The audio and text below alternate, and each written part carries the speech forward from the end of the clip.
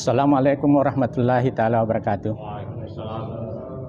Jamaah Masjid Jamiatul Khair yang kami muliakan, kami menyambung beberapa pendapat dari rekan-rekan kami dan sesuai judul, kapankah doa itu diterima?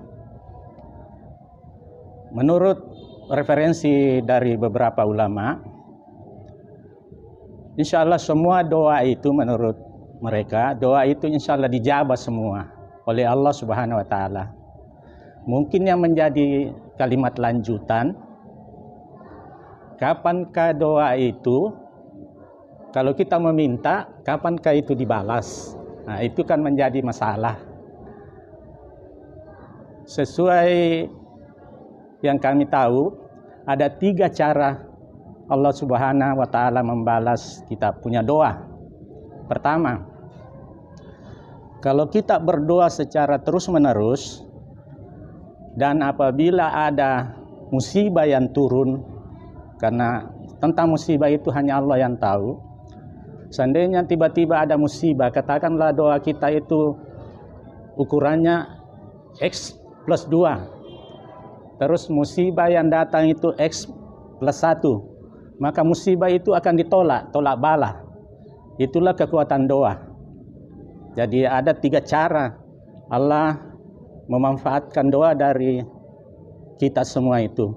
Itu cara pertama. Jadi tidak ada salahnya kita setiap saat berdoa, karena kita tidak tahu kapan ada bala itu datang. Dan insya Allah doa itu menjadi tolak bala buat mereka yang berdoa. Itu satu. Yang kedua, doa dari kita itu juga tidak harus persis yang apa kita inginkan. Contoh saja, kita berdoa, ya Allah, berikanlah kami rezeki, umpamanya tadi Pak Nur bilang ada mobil, ada jabatan, ada dan sebagainya. Itu tetap dijabah oleh Allah Subhanahu wa Ta'ala. Tapi Allah, rahasia Allah yang memberikan apa balasannya. Tidak harus juga bilang saya minta rumah yang bagus, harus rumah yang bagus. Tidak. Inilah rahasia Allah. Kita tidak tahu. Mungkin kita berdoa di jalur kiri, tapi manfaatnya di jalur kanan. Mungkin kita berdoa minta rumah, tapi kita diberi kesuksesan di tempat yang lain. Itulah juga buktinya bahwa doa kita dijabah oleh Allah Subhanahu wa Ta'ala. Jadi doa itu sangat penting, karena itu juga satu ibadah yang sangat diperlukan dalam kehidupan kita. 3 cara yang lain yang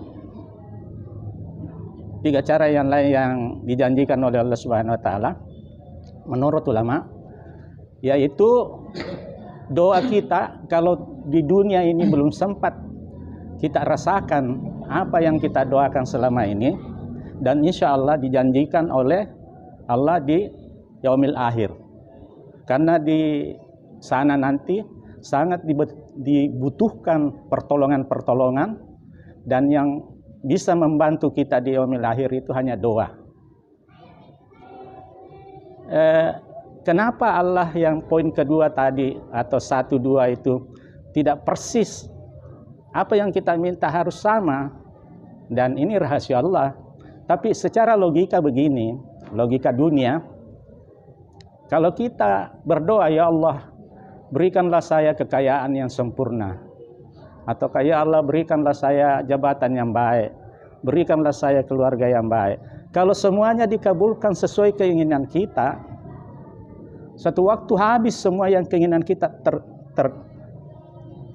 terjawab semua dan dilaksanakan dan diberikan sama Allah, berarti suatu waktu kita tidak berdoa lagi. Logikanya, kalau semua dikasih. Jadi apa yang dibalaskan oleh Allah Subhanahu wa Ta'ala itu rahasia mereka. Tapi insya Allah doa itu akan dijabah dan akan diberi, bukan pahala juga, akan ditindaklanjuti. Karena ada tadi ayat dikatakan Pak Nur, itu memang Allah menghendaki kita berdoa. Saya pikir itu pemikiran saya untuk sementara tentang kapan doa itu diterima. Saya sedikit mau menanggapi tadi tentang doa berjamaah sesudah sholat fardu. memang ada beberapa pendapat tentang doa setelah sholat fardu. Seperti dikatakan Pak Ustadz Nur Samsu juga, bahwa memang ada yang mengatakan makmum itu hanya wajib mengikuti ketika sholat. Jadi ketika sesudah sholat itu dipersilakan jamaah untuk berdoa masing-masing. Cuman pernah saya mengikuti salah satu pengajian salah satu kiai di Al-Markas. Beliau ini pernah ke Irak, ke Baghdad, dan itu beliau pernah diajar sama salah seorang syekh. Meskipun ini tidak bisa dijadikan juga patokan ya. Ini hanya sekedar adab saja. Bahwasanya di sana diajarkan itu ada katanya adabnya. Misalnya pas kita selesai sholat, kan imam ini berdoa. Misalnya dia jaharkan doanya. Dan itu kan doanya itu bukan doa untuk pribadi, doa untuk seluruh kaum muslimin. Katanya kalau kita misalnya ada di situ dan kita tidak amin, kan itu katanya kita tidak beradab. Karena itu kita yang didoakan itu. Jadi ya ini juga mungkin saking tingginya halaknya di sana itu. Jadi apalagi kalau kita keluar. Jadi jadi di sana itu katanya di Baghdad itu enggak ada yang keluar sampai imamnya keluar, karena ini salah satu adab bahwa ini yang didoakan kita. Kenapa kita sangat tidak beradab katanya kalau kita didoakan kemudian kita keluar. Ya meskipun pahalanya juga akan sampai ke kita, karena ini kan setiap sholat, salah satu hikmahnya setiap sholat itu didoakan kaum muslimin, katanya beliau itu. Jadi setiap sholat itu kan ini kita semua berbeda-beda tiap waktu sholat. Jadi misalnya di sini habis maghrib, di negara lain lagi maghrib lagi, di negara lain lagi maghrib lagi, di negara lain lagi, sampai terus. Jadi terus ada doa. Jadi terus ada doa yang itu Allahumma ghafir lil muslimina wal muslimat wal mu'minina wal mu'minat al-ahya' minhum wal amwat innaka sami'un qaribun mujibun awat. Kemudian Rabbana atina fid dunya hasanah wa fil akhirati hasanah wa qina adzabannar. Kan ini doa yang diulang-ulang terus. Dan itu katanya beliau itu syekh itu di sana. Jadi seakan-akan ini kita enggak pernah putus ini doa terus ini. Jadi kesalahan-kesalahan kita diampuni, pahala-pahala kita diterima, ini berkat doa-doa seperti ini. Jadi salah satu adab katanya itu menurut beliau itu, jadi sampai imam selesai berdoa itu kita sebaiknya mengikuti, karena salah satu adab. Meskipun ya kalau sibuk barangkali seperti dikatakan Pak Ustadz, ya mungkin lain lagi. Kalau memang ada keperluan barangkali harus kita dahulukan. Cuman kalau menurut saya kalau memang tidak ada keperluan, apalah salahnya kita mendoakan supaya lebih diijabah lagi oleh Allah Subhanahu wa taala.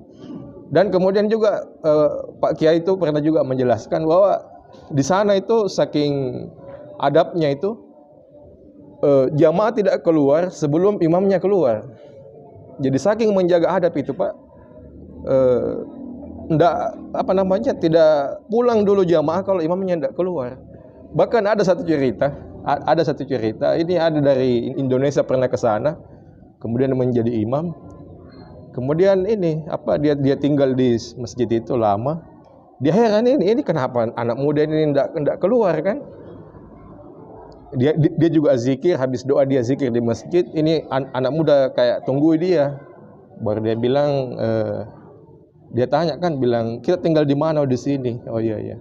Kita enggak ada kerjaan. Bilang enggak. Saya tunggu kita keluar. Bilang kenapa Pak? Bilang ini yang ajarkan Syekh saya ini. Katanya kalau dia imamnya belum keluar, jangan kamu keluar. Oh begitu kah? Iya. Jadi kalau begitu saya keluar dulu baru kamu masuk lagi, katanya begitu. Jadi ini katanya beda dengan Indonesia. Kalau kita katanya ada imam itu sholat, ada yang tunggu jamaah. Kenapa tidak keluar? Bilang, Pak, saya punya sujada kita duduki. Jadi berbeda konteks memang Indonesia dengan Timur Tengah. Jadi itu saja saya kira. Assalamualaikum warahmatullahi wabarakatuh. Assalamualaikum warahmatullahi wabarakatuh. Doa memang itu adalah suatu perbuatan yang baik. Tapi saya ingin bertanya saja ini. Nah, siapa yang bisa menjawab? Apakah itu doa itu harus berbahasa Quran? Dan bagaimana teknik-tekniknya supaya doa itu bisa cepat dijawab oleh Allah? Apakah ada waktu-waktu tertentu yang lebih afdal untuk diterima doanya? Nah, saya kira begitu pertanyaan saya. Assalamualaikum warahmatullahi wabarakatuh.